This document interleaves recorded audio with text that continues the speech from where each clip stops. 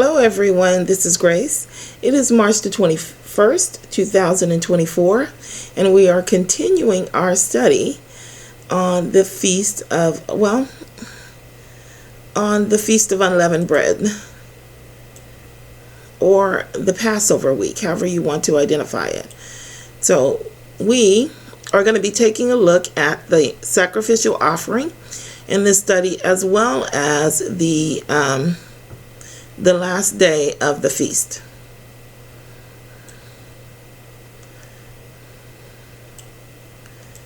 I have quite a few scriptures in this one. We have 46 plus. Every time I tried to dwindle it down, I ended up coming up with another study. So there's going to be 3 to 5 studies in order to complete our understanding of this. So if there's something that you don't understand that I'm saying, just hold out until we get finished, because I could not make it any smaller and tell you what I felt you needed to know. This really just kept getting bigger and bigger and bigger and bigger.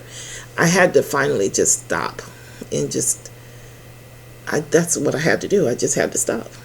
So let's go ahead and get started. In the 14th day of the first month at even is the Lord's Passover, and on the 15th day of the same month is the Feast of Unleavened Bread unto the Lord. 7 days ye must eat unleavened bread. In the first day ye shall have a holy convocation, ye shall do no servile work therein, but ye shall offer an offering made by fire unto the Lord 7 days.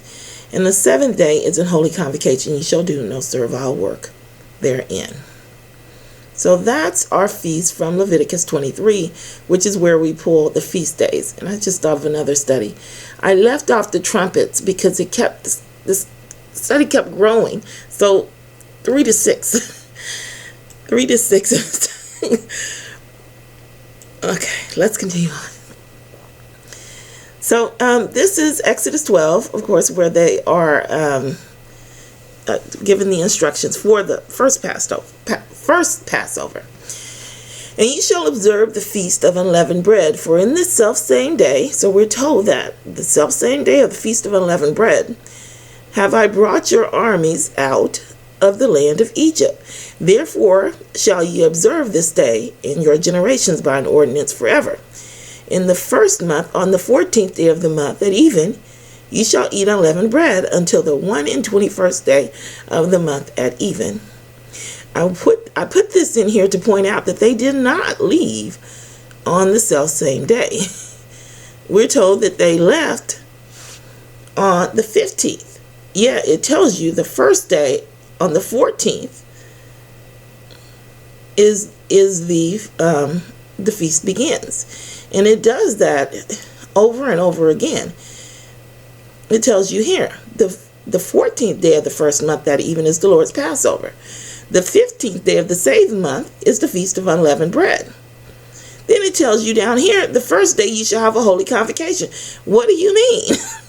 This would be complicated were it not for the other scriptures that said started on the 14th day of the month. But it conflicts. It conflicts because everything was changed. That's why it's not clear. I think I wanted to read down a little bit. No. Okay, this is going to come up later. Let's read this stuff.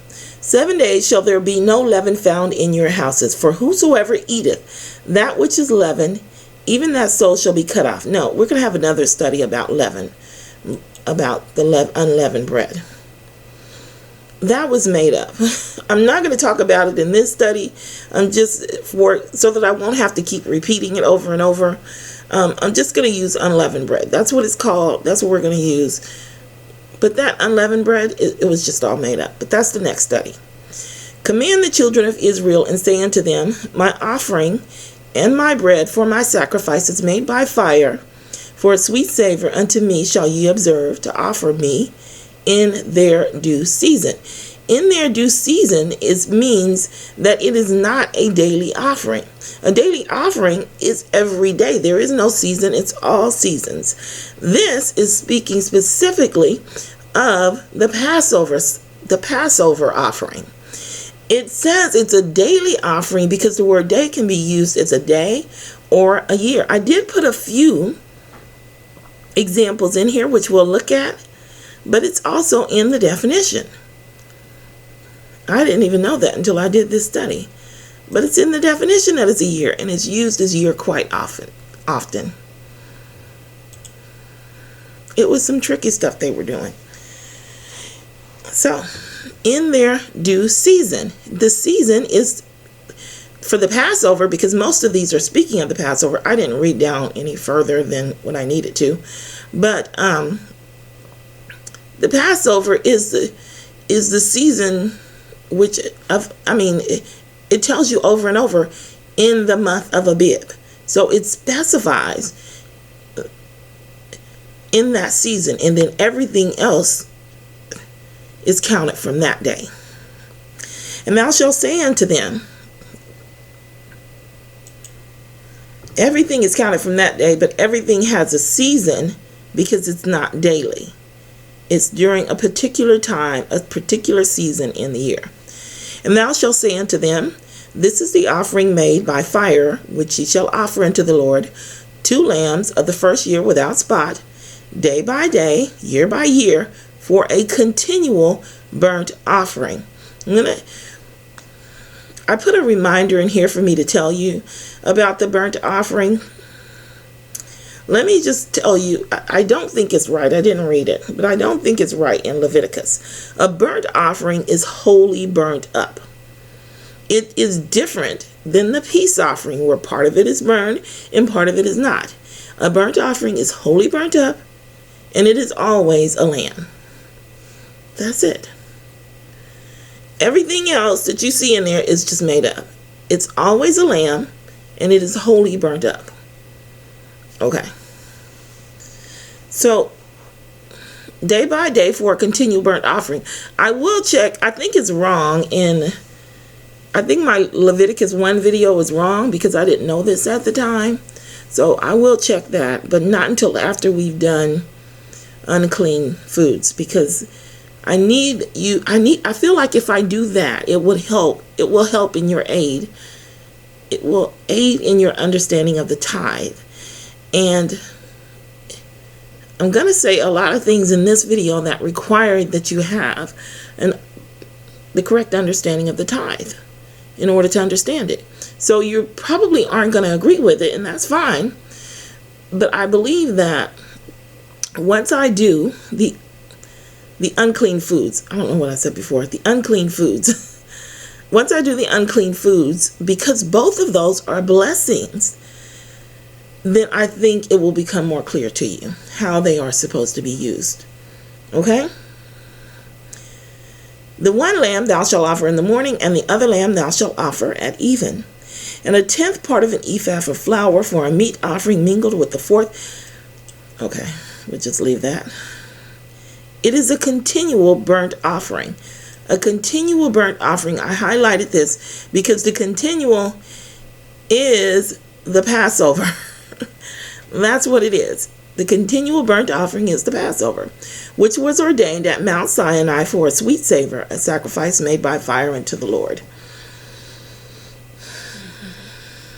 I cannot remember if this is true. I think I might have put some scriptures in here that showed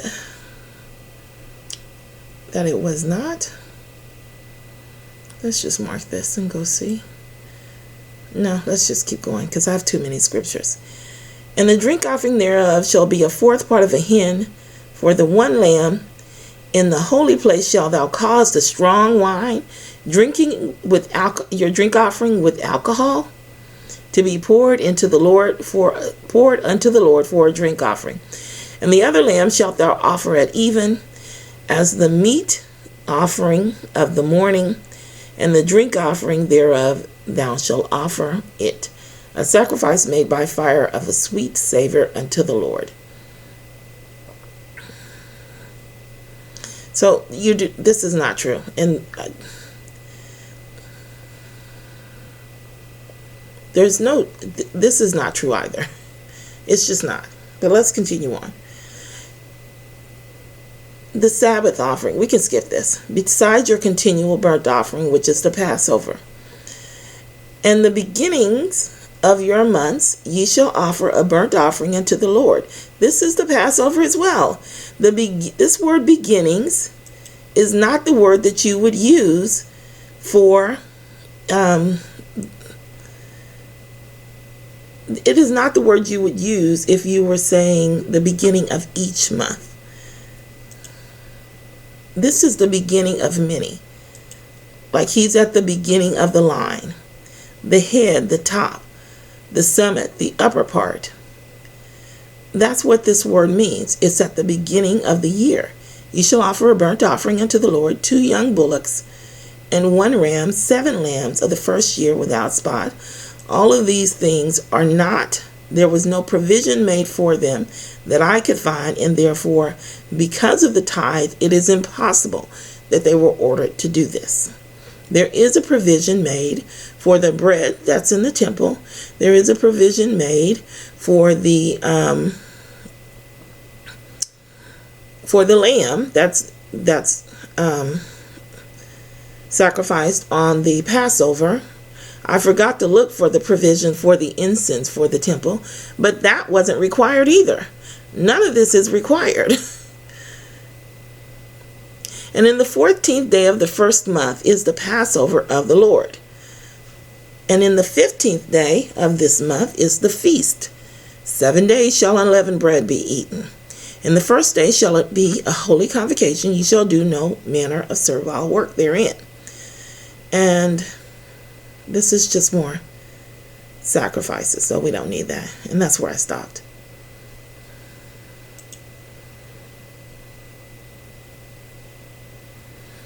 The land in which the Lord thy God careth for, the eyes of the Lord thy God are always upon it. From the beginning, this is 7225. Let's look at this.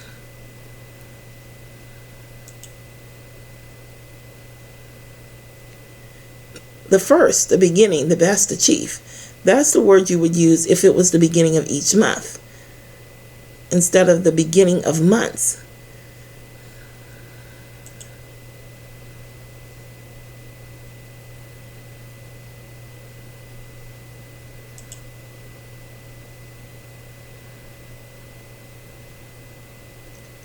Here, it's a different word, 7218, 7225. This is the beginning of the year.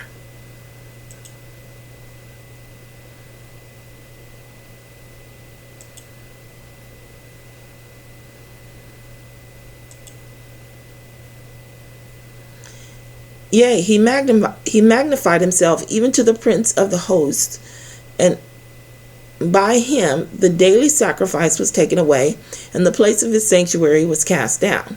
This is the continual sacrifice. That's what this word means.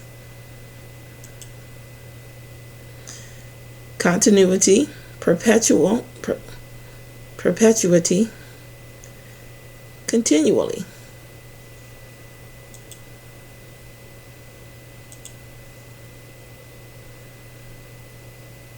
For the law, having a shadow of good things to come, and not the very image of the things, can never, with those sacrifices which they offered year by year, continually, make the comers thereunto perfect.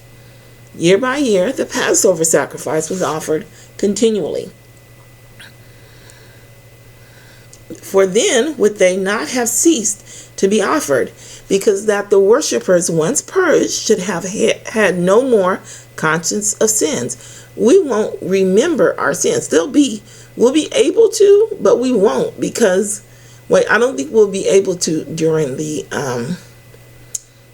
time of trouble, during the tribulation. Sister White said, if we could remember our sins during that time, because it's going to be so bad, we would be depressed, and we wouldn't be able to make it through. But in those sacrifices there is a remembrance again made of sins every year. For it is not possible that the blood of bulls and goats should take away sins. Wherefore when he cometh into the world, he saith, sacrifice and offering, one sacrifice and offering thou wouldest not, but a body hast thou prepared for me. In burnt offerings and sacrifices for sin thou hast no pleasure. If he has no pleasure, why then, hold on, let me mark this.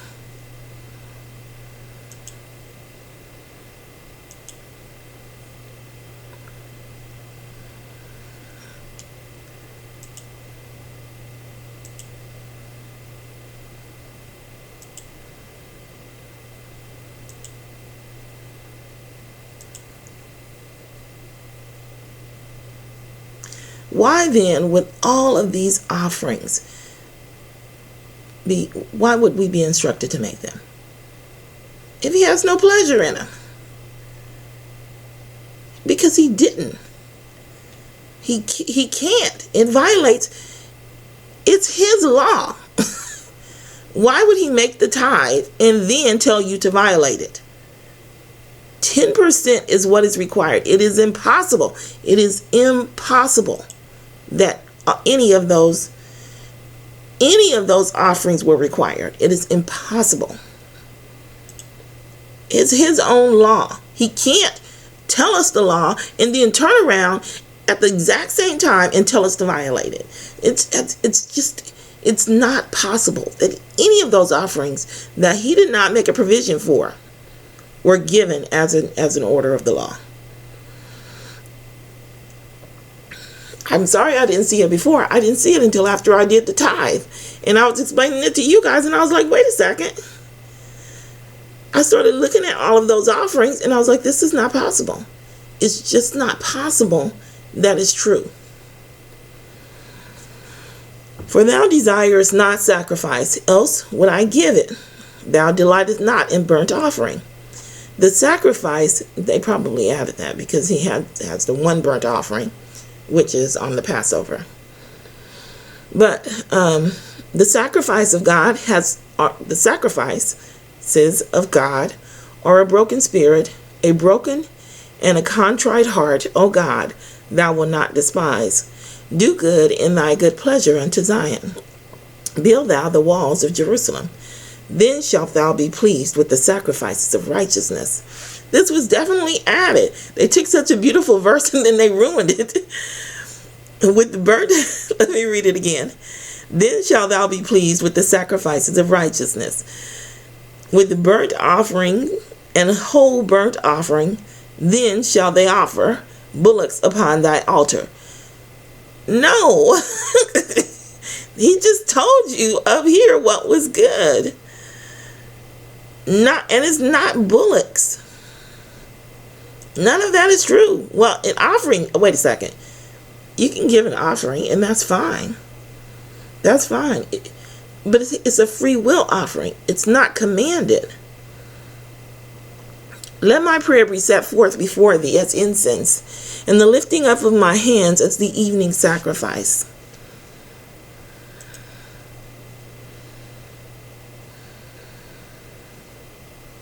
Let the children of Israel also keep the Passover.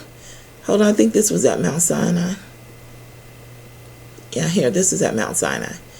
Let the children of Israel also keep the Passover at his appointed season. In the 14th day of this month at even, ye shall keep it in its appointed season. According to all the rites of it, and according to all the ceremonies thereof, shall ye keep it. And Moses spake unto the children of Israel that they should keep the Passover. And they kept the Passover on the 14th day of the first month at even in the wilderness of Sinai, according to all that the Lord commanded Moses. So did the children of Israel.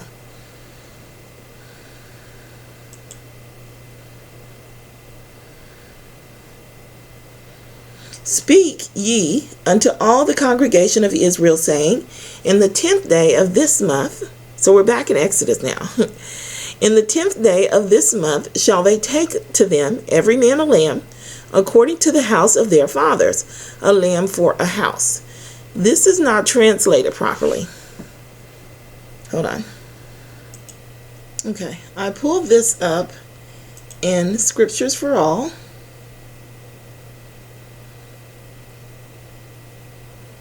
So you can see the actual word here. Okay. Here's the proper translation. Speak ye unto the congregation of Israel, saying, on the 10th of the month, 10th of this month, they shall take for every man a flockling for the father's house, a lamb for the house. Did I get all of it? Yeah, it's all in there. I'll read it again. Speak ye unto the congregation of Israel, saying, on the 10th of the month, this month, they shall take for every man a flockling for the father's house, a lamb for the house. It's one lamb. That's what it's saying. Hold on. Let's read the next verse.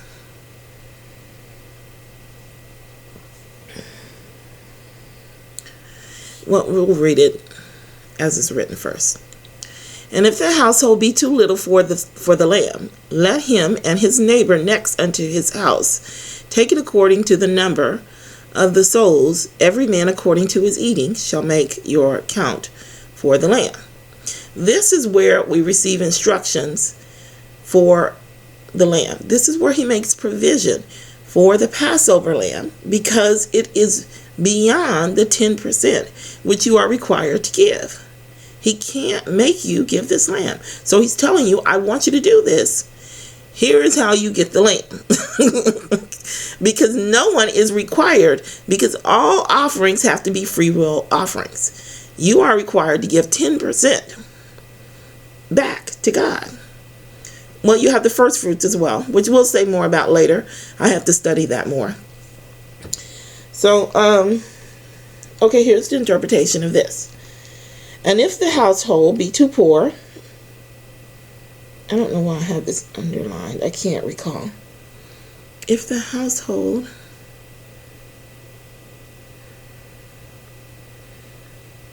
it could be family, I guess. Maybe that's why I underlined it. I'm not sure. If the household be too poor, then out from those of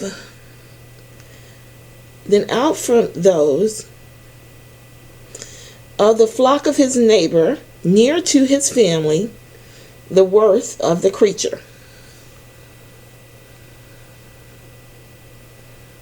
Hold on a moment.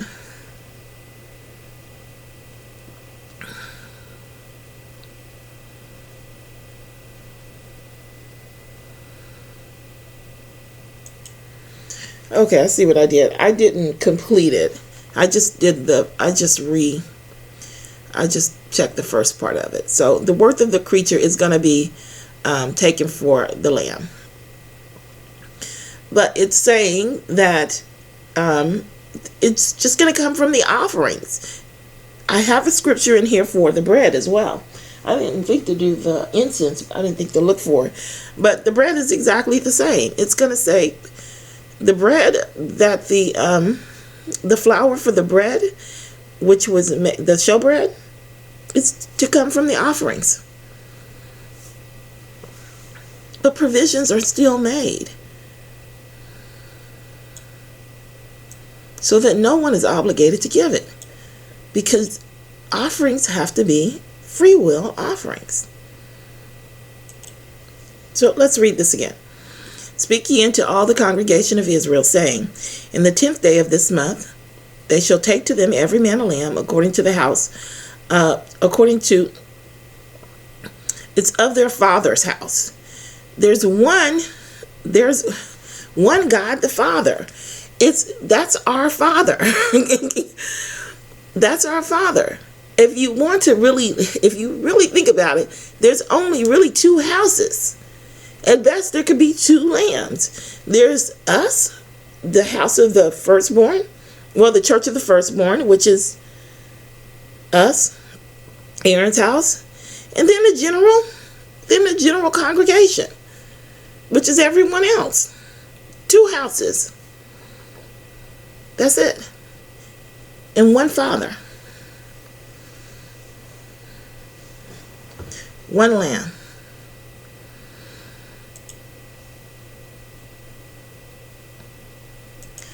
I wanted to show you also, just quickly, that there is a different word. This is fathers, but this is for the house of. But there's four.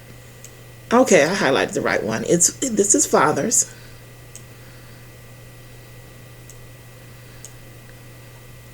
Then you have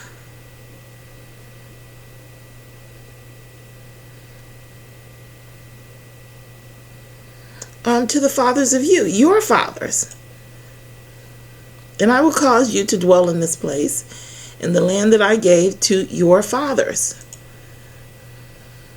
This is a different one. To the fathers of you. It's the same word though. So, I mean, it's different. It's just, well, let's see how it's phrased. Behold, I have set the land before you. Go in and possess the land which the Lord sware unto your fathers. It's not your fathers.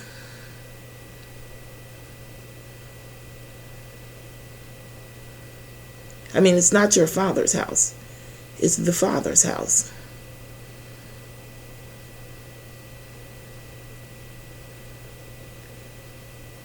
Okay, I missed the green line. It's somewhere.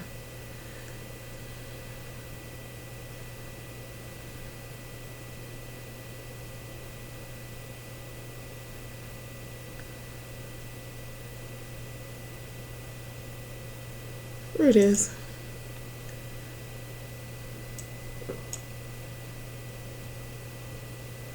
It's for the house of its fathers, for the Father's house. I guess that's why this dash is there. I can't recall because I normally do a search on that, and it's just been, I can't recall exactly, but it's the Father's house. For the fathers, the house of. The house of the fathers. But it's not your fathers. That's my point. Okay, so let's move on. I spent too much time on that, and we've got a lot to do. It's not your fathers, is what I'm trying to point out.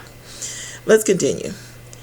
I do want you to remember, just to recall the wording, because as a matter of fact, we'll probably do a split screen so that we can take another look at it. And we cast lots among the priests, the Levites, and the people for the wood offering to bring it into the house of our God, after the houses of our fathers, at times appointed. At the times appointed. See the wording? It's very similar to the wording that's used. It's very similar to the wording that's used in Exodus 3.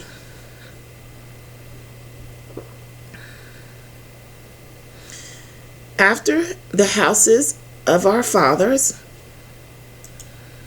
Let's see. No, let's not. You can do additional research on your own. I have too many verses to get through.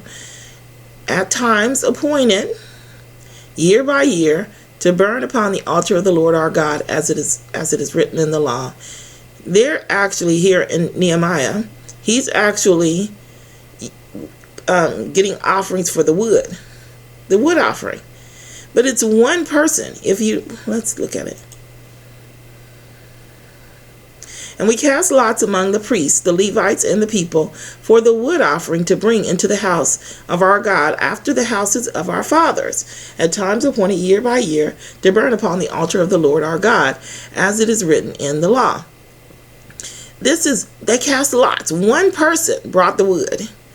Does this sound like they are preparing for thousands upon thousands of offerings that need to be burned?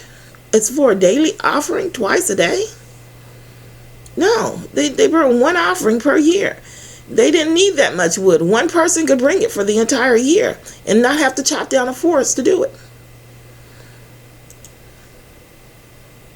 And everyone else could just bring their own. And Moses called for all the elders of Israel and said unto them, Draw out and take you a lamb according to your families, and kill the Passover. This said the same thing. This said, no, this didn't say house. This said according to your families. So this will be the two houses, your clan, your family.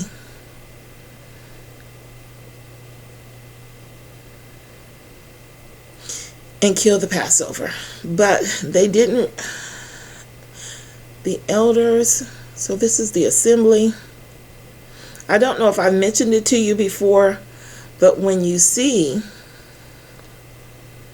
I think I might have, when you see the assembly,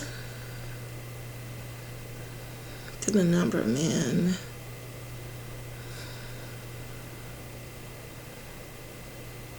when you see this congregation, it's everyone.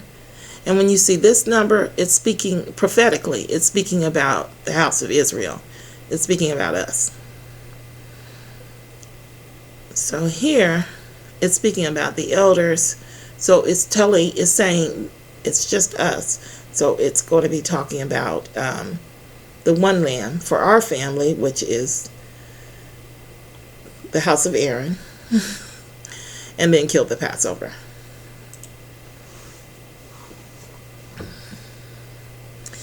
And they removed the burnt offerings that they might give according to the divisions of the families of the people, to offer unto the Lord, as it is written in the book of Moses. And so did they with the oxen. I just wanted to point out to you the way these words were written. It is making provisions for each group, not for every person. It's not written like that. So I think we can stop here. Let me check the next verse and then we'll see if we can. Yes, we'll stop here and then we'll pick up at Exodus 12 verse 8. I'll talk with you in the next video.